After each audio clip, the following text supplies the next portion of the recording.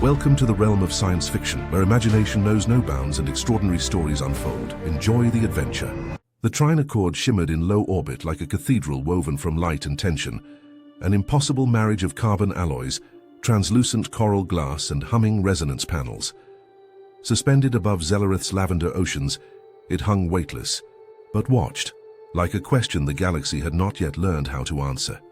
Human modular geometry split the corridors in clean, angular logic, interrupted by ribbons of organic fluid tube veins, pulsing with chromatized scent from aquatic delegates whose language bloomed in aerosol waves. Every breath carried the weight of meaning, every color a coded treaty. A Zilari envoy moved past, a cascade of translucent armor plates twitching with unspoken sentiment. Behind, a human diplomat adjusted their vocalizer, trying to catch the rhythm of phrasing where hello might also mean, I fear the water remembers. Beneath it all, gravity tilted in slow oscillation, a compromise between species who walked, slithered, hovered, or swam. Earth's representatives came with syntax and steel nerves. The trine demanded interpretation measured not in words but instincts. To survive here was to listen with more than ears, speak with more than words, and adapt before comprehension fully bloomed. This was diplomacy, not through power, but through the willingness to be changed. Jace Lynn arrived at Trine Accord with the posture of a man unfinished. His uniform was crisp, his translation implant freshly recalibrated. But beneath the formality sat a quiet wreckage. Gaithan negotiations had collapsed under his lead, an entire trade route atomized not by war, but by mispronounced sorrow. Earth's review had been clinical, empathetic overreach. His reassignment to Zellereth read like mercy. He knew better. It was exile wrapped in protocol. He wasn't chosen. He was shelved, placed where failure could be contained. Still, he carried something no report measured, a belief that language was more than noise, that connection wasn't weakness, and that emotion, when wielded with care, could breach defenses. Diplomacy never touched, but the Zilari spoke in tremors and chemical pulses, in tail flicks that remembered trauma. This wasn't just translation, it was survival. And Jace Lynn, disgrace or not, was done being misunderstood. The Zilari did not speak in syllables. They shimmered. Every motion was a stanza, every scent a verse. Their skin wasn't armor, it was language, memory, biography. Bioluminescent pulses mapped emotional topography like star charts etched in light. A single flick of a tail could mean grief remembered or trust offered. And Jace Lynn, trained in phonemes, dialects, and neural lace etiquette, was illiterate in the one language that mattered here. He studied them with awe and growing dread. Where humans used eyes and words, the Zilari shared presence. Scent markers, hung in the air like orchestral notes, not sprayed but exhaled from within, woven through with intent. And the tales? They weren't limbs. They were living calligraphy, sacred, neurologically bonded to cultural memory. To touch one unbidden wasn't taboo, it was blasphemy, and Jace, in all his desperate kindness, had already touched a tale, and it had remembered. Forever, Jace Lynn entered, the chamber with the poise of a linguist, and the anxiety of a man who'd read every treaty except the one carved in scent. The Zilari didn't eat, not as humans did. Their banquets were a neurological overture, every molecule in the mist calibrated to stir dormant memories, heighten empathy, test sincerity. The air shimmered with vaporized pheromonal cues, drifting like invisible symphonies. He tasted intention. He breathed ancestral memory, and he couldn't understand a single note. Around him, ambassadors pulsed luminescence in patterns too layered for Earth-trained eyes. Bioluminescent trails flickered, like starlight woven through kelp, each pulse syncing with silent gestures and tail loops. The ceremony was both theater and liturgy, and Jace was tragically unscripted. Then it happened. A surge in the ambient field sent a wave of resonance through the chamber. Commander HFY staggered, her control slipped. Without thinking, Jace reached out, instinct, not protocol, and caught her by the tail. Time fractured, the chamber stilled. No breath, no shimmer. HFY's tail ignited in a pattern reserved for sacred rites. Her spine arched, bioluminescence rippling up her back in a cascade of ancestral echoes. The scent in the air shifted, fast, sharp, thunderous. Jace staggered, eyes wide, heart slamming against his ribs. He had touched the mnemonic core of her being, And in Zalari terms, he had just proposed a binding, not in words, in soul print. And the room knew, every diplomat knew, and Theshva. She did not pull away. Theshva recoiled, not in rejection, but in stunned silence. Her bioluminescence fractured into flickering waves, impossible to decipher yet too deliberate to dismiss. A pattern emerged, spiral, flicker, core flare, echoed instinctively by the nearest Zalari, then the next, and the next. The ripple moved through them like a dropped stone in a mirror-smooth lake, shattering diplomatic decorum with quiet reverberations. The neural mesh that bound their delegation buzzed with ancestral signatures. This was not data. This was declaration. Some bowed their heads, others flared warning hues. All felt the pulse. A human had initiated a bond, not a treaty, not a protocol. A bond, etched not in words but in resonance, triggering memories of rituals so old even the Zalari archives whispered of them in scent and song. Jace had touched more than a tale. He had touched the encoded language of commitment, and in that moment, whether he understood it or not, he had been heard by the species' collective nervous system, and it would not forget. The alert reached the Zalari high kin with the urgency of a seismic tremor, transmitted through sense streams, pulse echoes, and neural chant. A human had touched the sacred nexus, no precedence, no precedent. Only protocol, brittle with age and silence. Earth's envoy convened in hasty desperation, draping the incident in apologies and cultural disclaimers. They spoke of unfamiliarity, of reflex, of accidental gestures, but the Zalari did not believe in accidents. To them every touch carried intent, every contact echoed with the ghosts of meaning. A hand moved because a soul willed it. In the dimmed stillness of debriefing chambers, Theshva's bioluminescence flickered with indecision. Her body pulsing in low, uncertain wavelengths, she turned not with rage but inquiry. "You touched the tail," she said, her voice a whisper of motion and light. To her people that meant initiation, connection, a question unasked, yet spoken aloud in skin. And Jace had given no answer. Yet the Zalari do not ask what a mind meant. They ask what the body declared. In the echo chambers of Theshva's ancestral conclave, the elders did not argue. They resonated. Through pulse light and layered scent symphony, they unfurled their judgment like banners. A touch, made in public, to the nexus coil of a commander. There was no debate. There was only the conclusion that had already been written. Into their neural myths. The human had chosen. On Zellereth, consent was not spoken. It was felt. Every skin thread, every brush of breath against their bioluminescent dermis, carved impressions into memory, not metaphorical, but literal.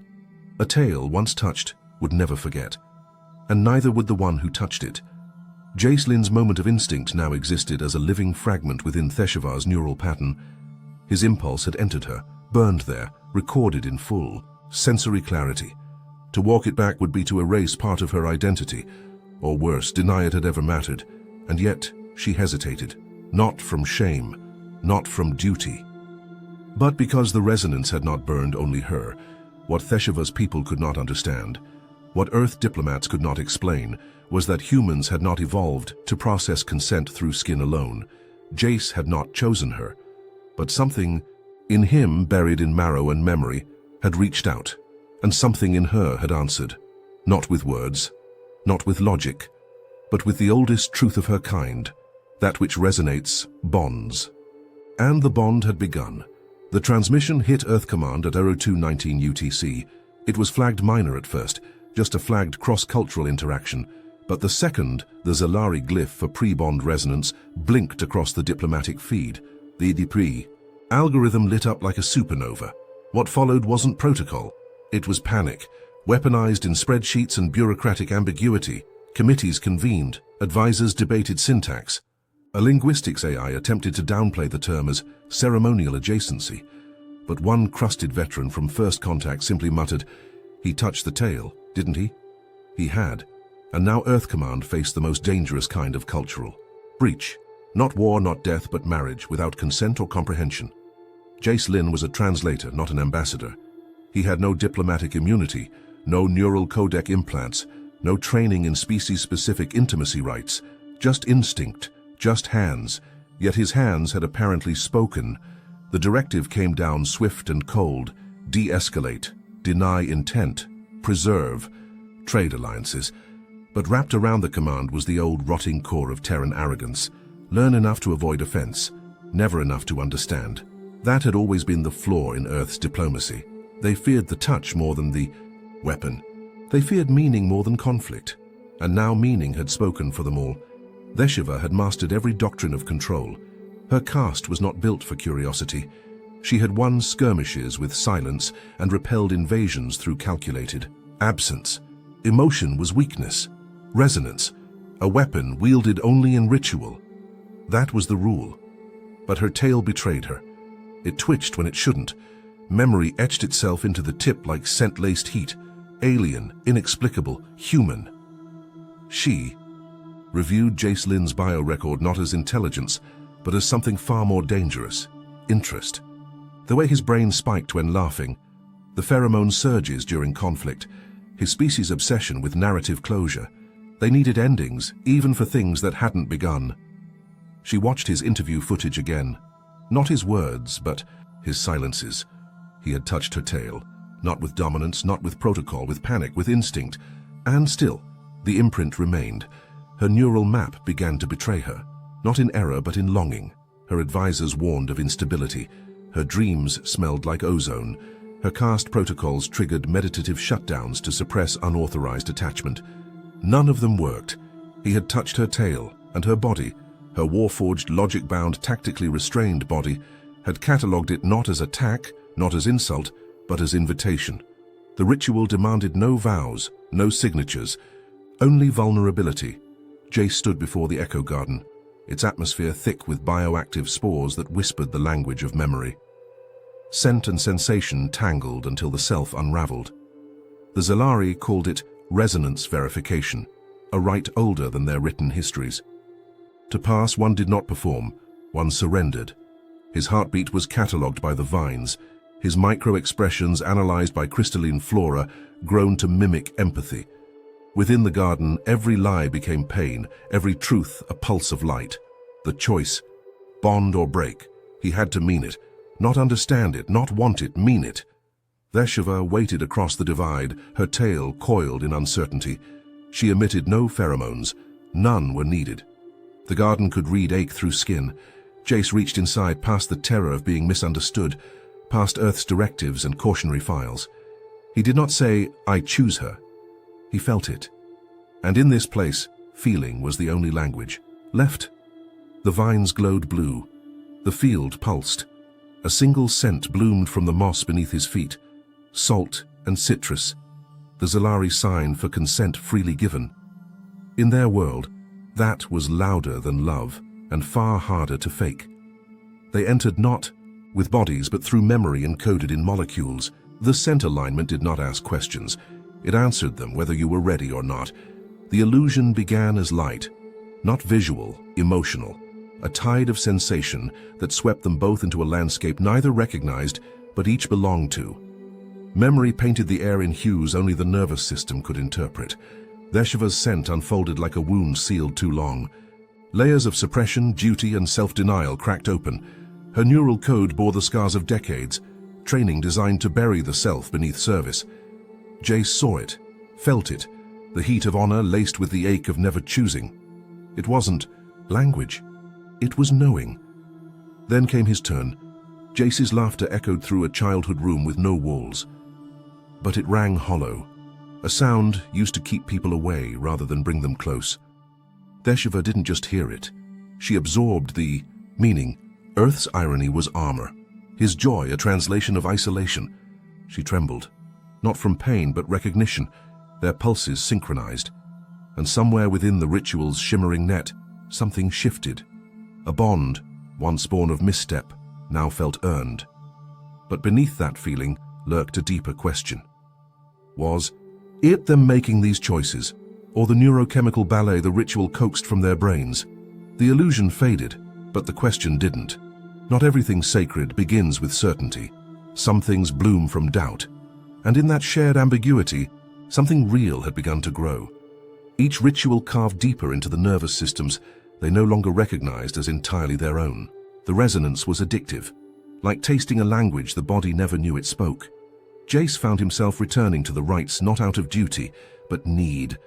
Her presence lured him like gravity, silent, inevitable, inescapable. Theshva's scent.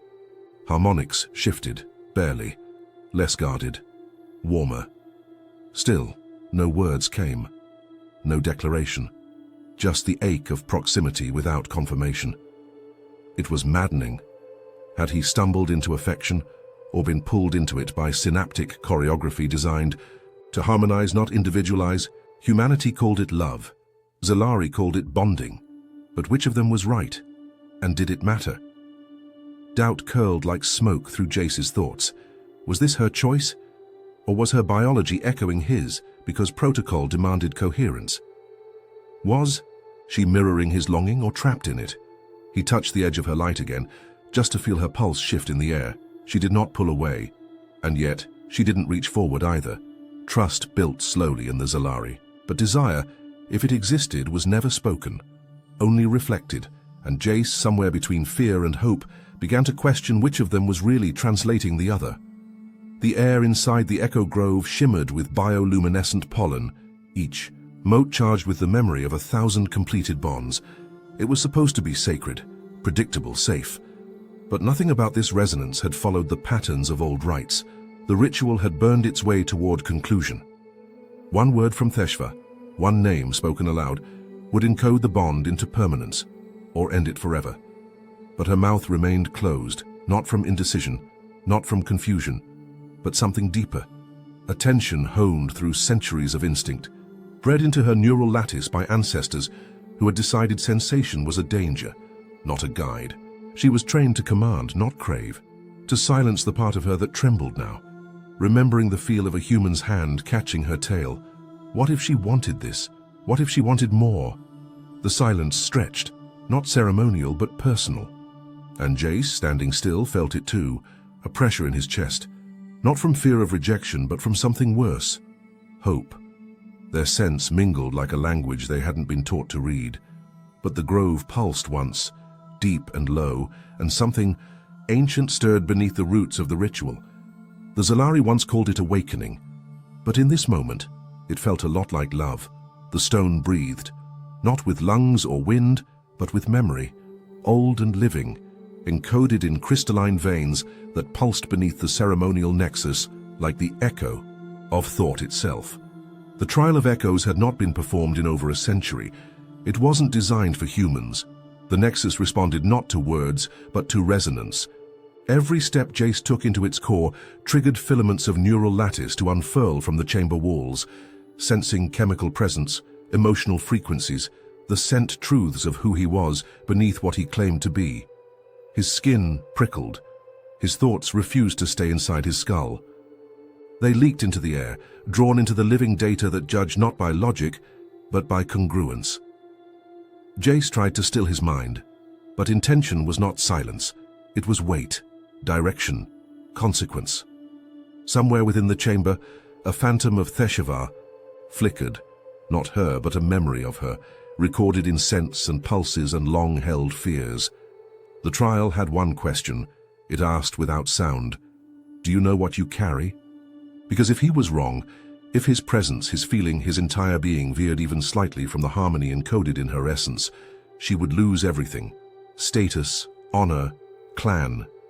He had no language for what he felt, but he remembered her touch, not the accident, the hesitation that followed, the way her tail curled inward, not in pain but vulnerability. And he thought, maybe the strongest thing you can do in the galaxy isn't speak, it's stay. The neural lattice flared, not. In rejection, in invitation, words broke, grammar collapsed, syntax disintegrated in the face of sensation. The nexus didn't speak. It breathed intention through biothermal gradients, oscillating heat maps across exposed skin. It sang in pheromone clusters, in micro-vibrations along bone, in color pulses the human eye couldn't quite see but the nervous system felt. It was language, but not as Jace had learned it. Not rules, but resonance. He reached for phonemes, for verb conjugations, and found nothing. Meaning bled out from the edges of memorized scripts. What remained wasn't training, it was terror. Then something deeper, curiosity shaped like silence. The chamber pressed in, memory trails brushed his shoulders, fragments of touch left behind by 1,000 Zalari who had passed through this rite. Some walked in alone and emerged bonded. Some were never seen again. Jace realized, too late for comfort, that the ritual wasn't measuring comprehension. It was listening for contradiction. He breathed slower. He let his thoughts unclench. And when the temperature around his palms shifted, cool, mournful, he didn't flinch. He mirrored it. Loss. He thought of Earth, of failure, of the Gaitharn. Mistake. The burn of wanting to fix what was already ash. The air warmed cautiously. A pulse beat through his ribcage, not his own. Understanding didn't arrive through thought. It arrived through feeling. Not all species catalog truth through data. Some need you to ache with it. Humanity's gift was not intellect. It was adaptation. The willingness to feel first, explain later. And in this space, with no words, Jace became fluent. She was never meant to feel. Long before the ceremony, before humans ever mapped Zalari stars, HFY bore a title carved from silence and duty. Sentinel, one who watched, who endured. Her caste required clarity, uncluttered by scent harmonics or emotional resonance. Where others shared memory through touch, she was taught to remain inert, immune to neural lures. But she hadn't been once she allowed herself connection, a moment, a presence. The record of it was scrubbed but not forgotten. Her punishment came not with words but fire, searing through her mnemonic lattice, encoding a barrier into the very architecture of her being. She remembered nothing of the bond, only the pain that followed. Until Jace touched her tail, it was unintentional. But in Zalari physiology, intention was secondary to consequence. The contact bypassed suppression protocols, rewrote the circuitry that had long declared her alone. Emotion surged where logic once reigned. Not just hers, his. Human grief wrapped itself around her in waves, chaotic, fierce, raw. She had trained to withstand storms, but she had never survived weather like this. In the void of ancient restraint, something bloomed. She began to speak more. Not in words, but in patterns. Not in orders, but in glances. Where once she guarded edges, she now lingered in proximities. The inhibitor remained, but its grip faltered. The pain no longer meant punishment. It meant awakening. Her scar did not vanish. It shimmered, reactivated by contact, rewritten by choice. Feeling, she realized, wasn't weakness. It was her weapon, and Jace had helped her unsheath it. Whispers travel faster than ships in orbit, faster than scent, faster than truth. On the Trine Accord, the corridors no longer hum with quiet diplomacy, but crackle with suspicion. Every glance lingers longer. Every breath is passed for intent. In the soft filtered glow of Zalari bioluminescence, a shadow takes form not of war but of whispered war. No declarations, no weapons. Only insinuations cloaked in formality. A faction within the Zalari High Kin speaks not through official channels, but through scent mistings in the vents, pulses of pheromone-coded accusations, that Earth engineered the tail touch incident, that humans discovered the neural vulnerability hidden in sacred contact points, that Jace Lynn is no diplomat, but a biostrategist, a walking weapon wrapped in laughter and feigned innocence. It doesn't matter that he stumbles over his Zalari syntax, that his confusion is genuine. The rumor isn't about facts, it's about feeling. And the Zalari feel violated. The Orbital Council begins emergency meetings. Earth's delegation pleads ignorance, but trust erodes faster than alloy under acid. The words cultural bridge decay into psychological manipulation with each cycle. Some Zalari guards are recalled. Human staff avoid contact zones. Biometric readings spike across species. Empathy is now a liability. Every accidental brush of skin or misread pulse could be interpreted as aggression. Amid this cold war of nerve endings and narrative, one thing becomes clear. Diplomacy has entered a new phase, not fought with guns, fought with resonance. And Jace, he has no armor, only intention, and someone's version of that is already weaponized. Orders descend in sterile packets, No warmth, no voice, just encrypted directives marked immediate action required. Earth Command has made its decision. Jace. Lin is deemed compromised. Emotional contamination. Diplomatic volatility. An unexpected risk to interspecies stability. His presence is no longer sanctioned. It is classified as cultural infiltration. The neural imprint of the Zalari bond is flagged as evidence of cognitive bias. The report doesn't mention Thesheva by name. It doesn't have to. She is the anomaly in the algorithm, the reason behind the rising scent harmonics that ripple through every diplomatic corridor like a tide too long ignored. One final message is sent, unfiltered, through an old analog channel to bypass Xalari. Intercept. If you stay alone. The meaning is unmistakable. No reinforcements, no political protection, no home. But Jace does not respond. Not because he doesn't hear it, but because for the first time he does. He has seen too much, felt too deeply. Thesheva's strength isn't in her command, but in her defiance of suppression. Her scar isn't weakness, it is history encoded in silence. And Earth, in its polished caution, would bury it again to maintain neutrality. Jace remembers the moment her tail curled toward him, not in defense, but invitation. He remembers the hallucinated echoes of her memories, raw and unshielded, shared, not by mistake but by trust. To leave now would mean more than retreat. It would mean betrayal. And in this moment, he realizes something primal, something profoundly human. Sometimes, evolution isn't about survival. It's about standing still, when everything tells you to run. And so he stays, not as an envoy, not as a diplomat, but as a witness, as a choice. And Earth, watching from orbit, marks his file, expendable. But somewhere below, bioluminescent eyes glow not with judgment, but understanding.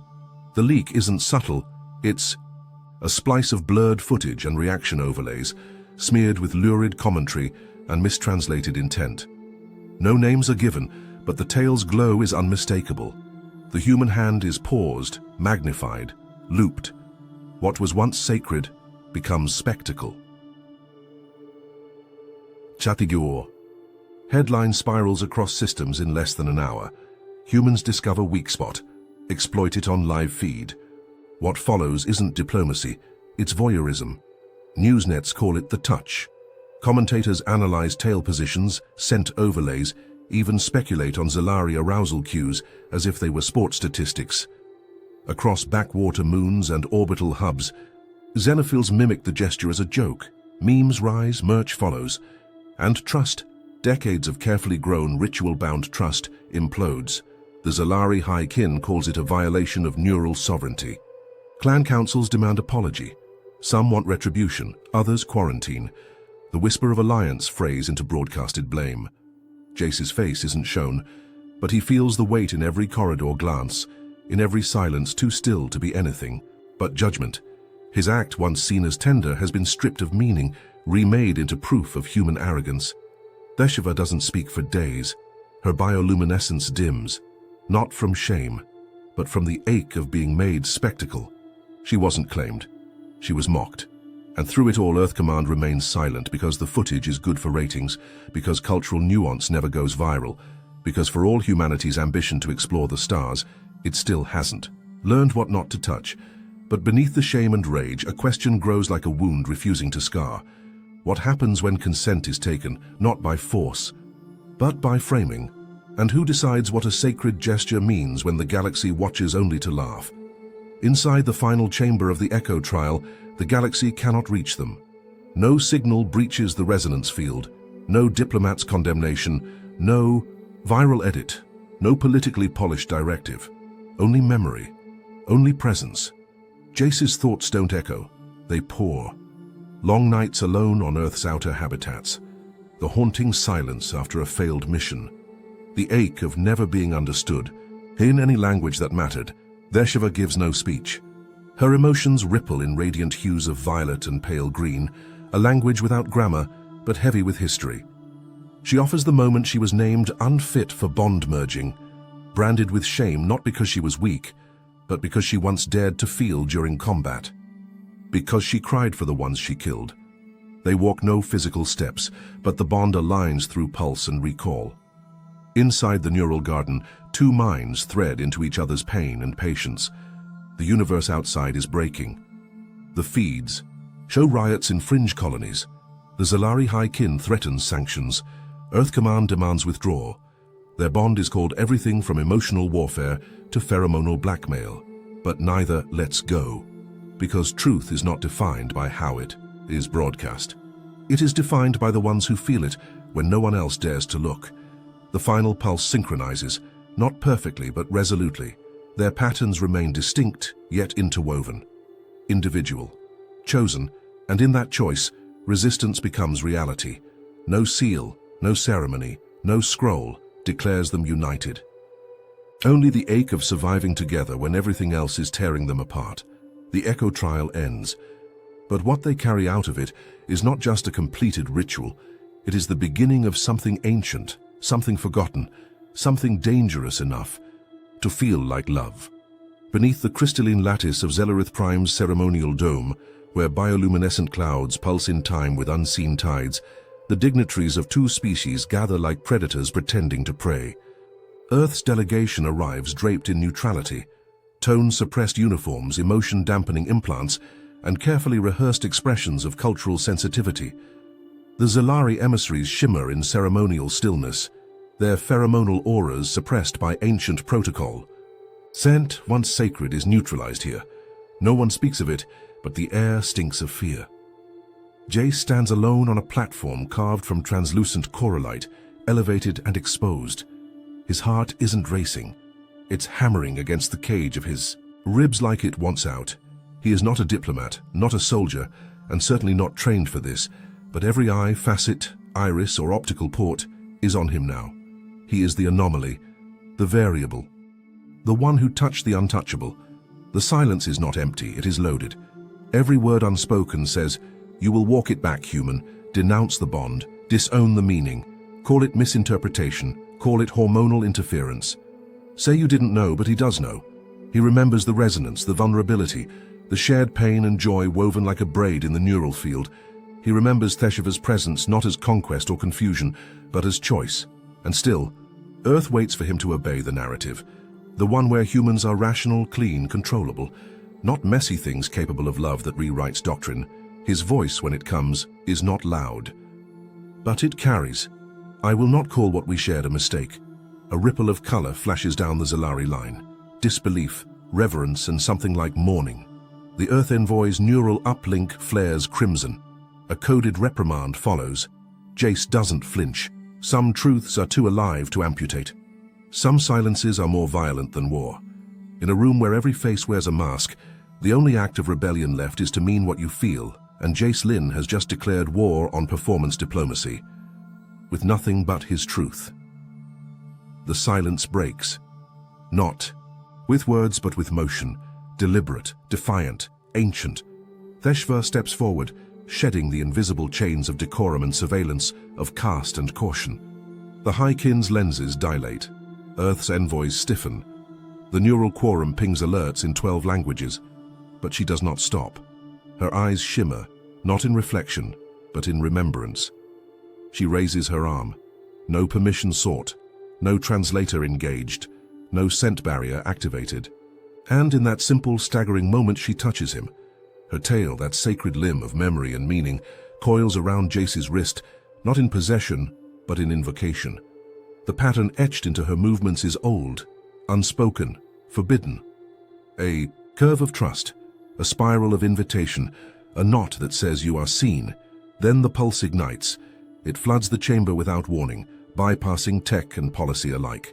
A wave of resonance rips through the minds of all present, ambassadors, guards, observers. Not just data, not just scent, emotion, raw and undiluted. Grief, when she was severed from her bond sister.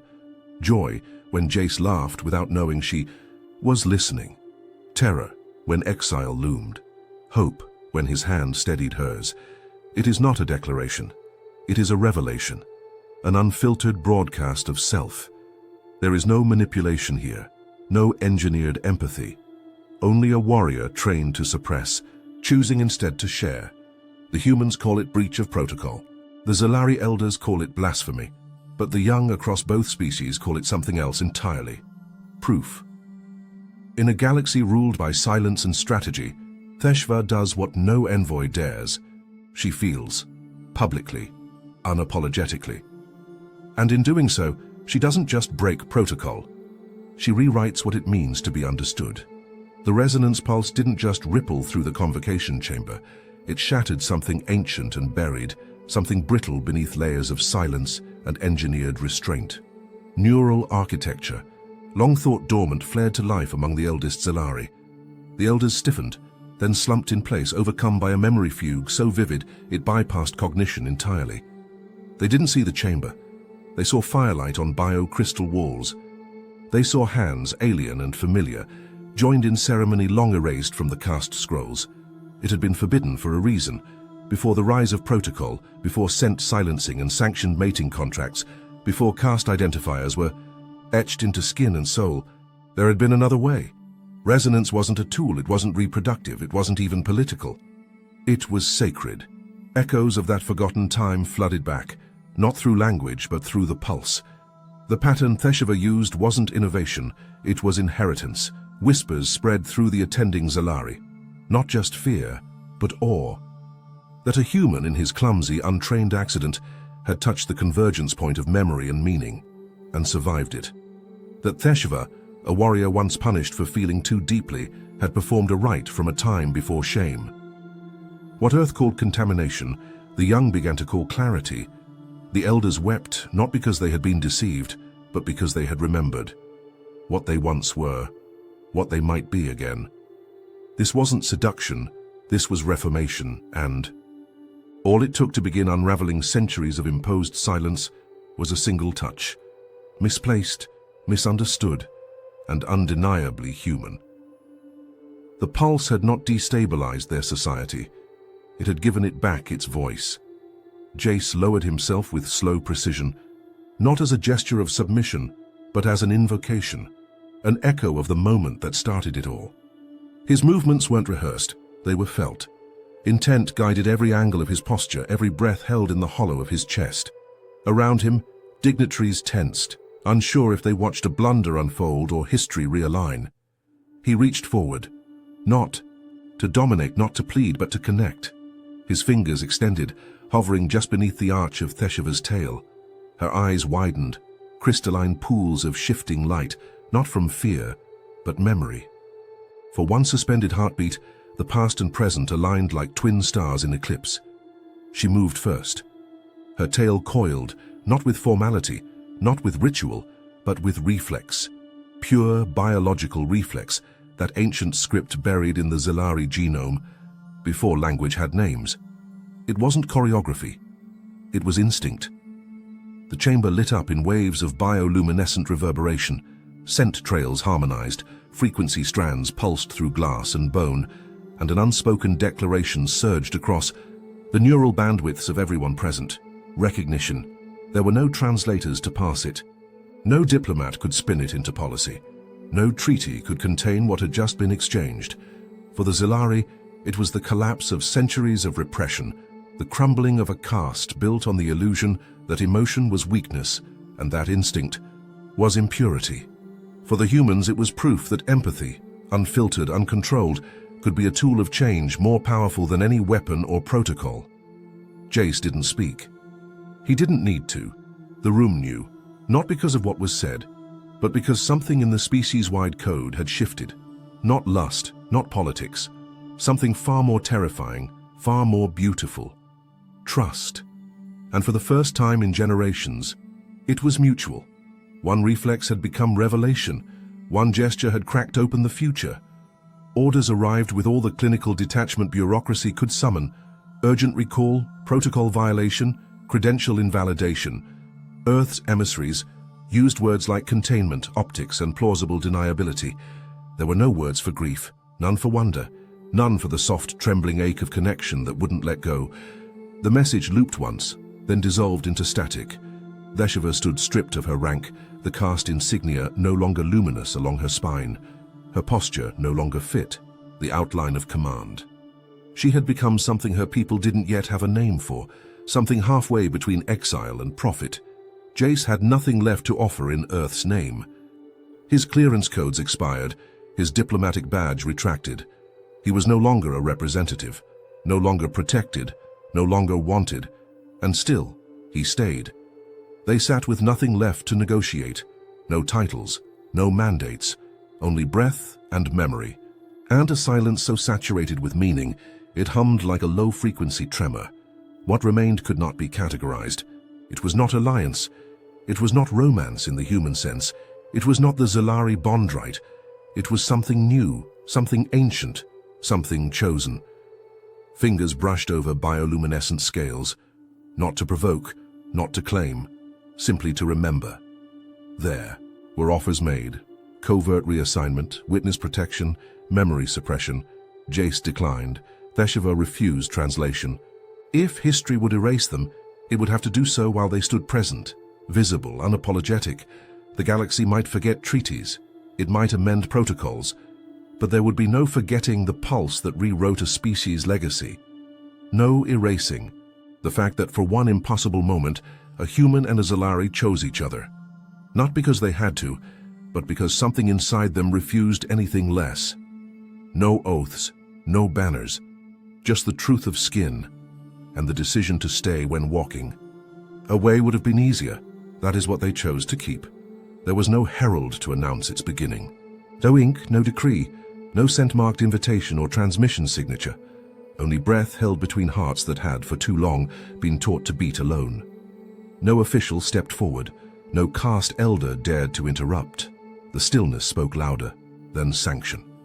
The chamber once built for treaties and war councils became something else, not sacred, not profane, just new. The kind of new that frightened those with legacies to protect. Kindlings crouched in the peripheral arches, silent but wide-eyed. Their bioluminescent skins pulsed not with alarm but with echo, something ancient responding to something yet unnamed.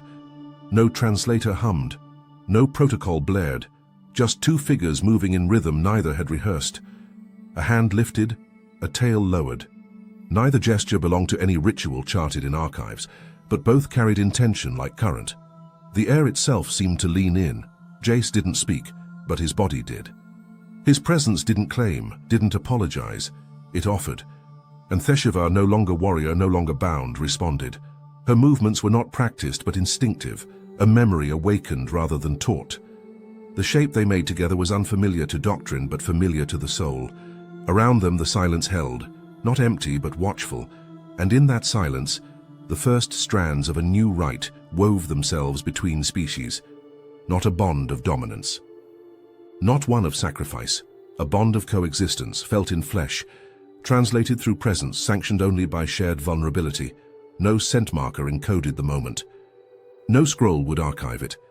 Yet somewhere in the neural gardens, a pulse pattern rippled, subtle, resonant, irreversible. And in the hush of what followed, no one could deny it had happened. A ritual without a name, a ceremony that wasn't, and, in that unclaimed space, a future quietly began. The change did not thunder, it whispered. Not through official decrees or declarations from the High Kin, but in the soft glow of bioluminescent rings, traced by curious kindlings in learning chambers. Their tails curled not in fear, but mimicry. Their scent marks, once dulled by caution, now pulsed in playful cadence. They did not understand the full gravity of what they reenacted, but they felt it. And feeling now was enough. Across Zelareth, resonance halls once reserved for strategic memory encoding echoed with laughter and shared vulnerability. The ritual of emotional suppression, bred through generations of control, fractured beneath. The weight of imitation turned education. In kin halls and orbital schools, younglings linked wrists and antennae, repeating the pattern, resonance pulse, without shame, without command. Some elders resisted, called it dangerous, called it regression, but others remembered. The scent trails reawakened stories long buried, of unity before separation, of emotion before hierarchy. The pulse had become more than an accident. It was becoming scripture. No. Longer was emotional fluency, a threat to protocol. It became practice, sculpted, taught and revered. Children were taught not just to speak or calculate, but to feel with clarity. They were shown how to interpret warmth, not as weakness, but as architecture for peace. Memory was no longer hoarded in static archives, but worn openly, shared between generations like sacred light. They did not call it rebellion, they called it remembering, and through their play, their questions and their unfettered resonance, they became something new, children not of war but of the pulse. They called it a vessel, but it breathed more like a forest, repurposed from the bones of a forgotten diplomacy frigate, the Neural. Garden rose not as monument, but as invitation. Its walls hummed with biofeedback mesh, its chambers layered in symbiotic polymers that remembered every scent, imprint, and emotional frequency that passed through. No doors, no thrones, no podiums, only gradients of intimacy, corridors of curiosity, domes of dialogue, and chambers where silence could speak louder than words. Jace brought the fragments of 1,000 mistranslations, memories etched with trial and failure. Theshiva brought encoded scars and the courage to feel them openly. Together they grafted their legacies not onto stone or scripture, but onto living neural bark, taught to resonate with memory and mood. It grew with every question asked in good faith. The neural garden did not enforce protocol. It made space for possibility. Scented patterns bloomed beside phonemes. Gesture melded with grammar. Tales danced beside hands. It was not about humans teaching aliens, or Zelari educating outsiders. It was about convergence, where the act of reaching became sacred. Here, emotional literacy was not remedial but revolutionary. Trust wasn't documented, it was cultivated. And as knowledge spread in waves, touch, tone, thrum, an old assumption died quietly, that diplomacy required detachment. The neural garden grew in defiance of that lie, a process, not a place. A map, not a territory. A beginning drawn in shared sensation and human skin daring to feel across stars. They lived as if the bond had already been spoken, yet never once gave it voice. No vow echoed in the corridors of the neural garden. No scent-sealed contract, no pulse-thread ritual codified their closeness. The universe, vast and whispering, pressed no demand for definition, and so they let it remain, unclaimed but unmistakable. Jace moved through moments with her presence, trailing his awareness like gravity. Theshiva shimmered at frequencies she never displayed among her kind, her tail occasionally brushing his arm, not in signal, not in protocol, but in something older than both, a resonance that asked nothing and gave everything. They spoke of other things, shared rituals of curiosity, cultural puzzles, the humor of misunderstandings. Silence, when shared, became a language of its own. There was no confession, no consummation, only gestures heavy with meaning and pauses pregnant with intent. And yet, in the quiet between actions, something coalesced. Not obligation, not strategy. Something that hummed just below recognition. A bond unbound. The world outside the garden sought resolution, words to file, alliances to chart. But they denied it all, by honoring the freedom of not yet. They understood what others feared, that labeling the connection might trap it, reduce it. That the most profound resonance wasn't forged in certainty, but in permission to evolve. No ceremony marked their unity, and that was the ceremony, because sometimes the strongest thing two beings can offer one another is the sacred space to become. A footnote changed history, not with trumpets or headlines, but with a quiet, bureaucratic tremor that rippled across the foundations of interstellar protocol. Earth Command, slow to admit error, slower still to adapt, revised its core. Diplomatic doctrine, tucking a new clause beneath layers of policy, under the label empathic resonance sensitivity. It sounded clinical, measured, almost sterile, but beneath that language was an undeniable shift. Emotional interfaces, once dismissed as primitive or dangerous, were now marked essential. Training simulations included scent gradients, pulse, fluctuations, and even cultural hesitation rhythms. Rookie diplomats learned to pause, not out of uncertainty but respect. The reference was buried in Annex 4, Section 312, Case Study 942 Lin. No photographs, no commendation. Just a line of data, anchoring decades of reform to the moment a linguist touched a tail and refused to walk away. Behind the formality was transformation. Outreach officers stopped asking, "What do they want?" and started wondering, "What do they feel?" Protocols bent, not from pressure but from empathy.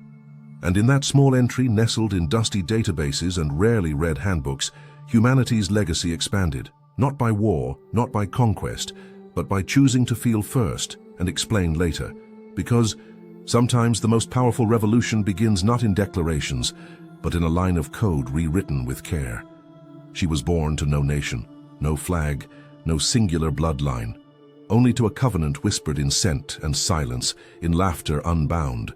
By syntax, her first cries didn't echo in sterile human wards or beneath solemn Zalari domes, but inside the neural garden, where language bloomed through skin, memory, and resonance.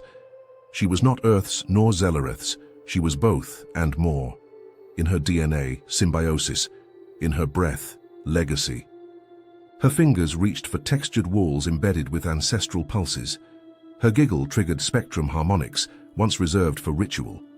Scientists measured her development in charts. Elders watched in awe, silent, because she responded not to commands but to connection. She didn't just learn empathy, she embodied it, and through her the impossible felt inevitable. A child born not of treaties but of trust. The first bridge with a heartbeat. The future wrapped in wonder, staring up at stars that finally seemed a little closer. No ceremony, no ancestral coding, no pulse of tradition trembling through data-threaded walls. Just a hand, small, unarmored, unlearned, reaching forward not because of protocol but because of instinct. And the Zalari child, uncertain yet unafraid, allows it. A tail uncoils, unguarded, swaying in the rhythm of breathing, not ritual. Fingers and tail meet. No light flares, no neural imprint, no resonance storm. Only contact, soft as the pause, between heartbeats. Not sacred, not forbidden, simply real. Witnesses freeze, waiting for some genetic law to break, for legacy to recoil. But nothing shatters, nothing activates, and in that nothing something breathes. It is not defiance. It is not ignorance. It is the quiet rewriting of instincts once thought coded in stone. The children do not know the weight of history. They only know how to reach and how not to flinch when the other reaches back. The data feeds do not blink. No alarm screams through diplomatic networks. The system logs the moment, a child's hand brushing a tail, and moves on. But a quiet observer lingers. The archivist, breath held in reverence, watches the replay not for policy violation, but for what it is. A beginning. Flesh meets memory.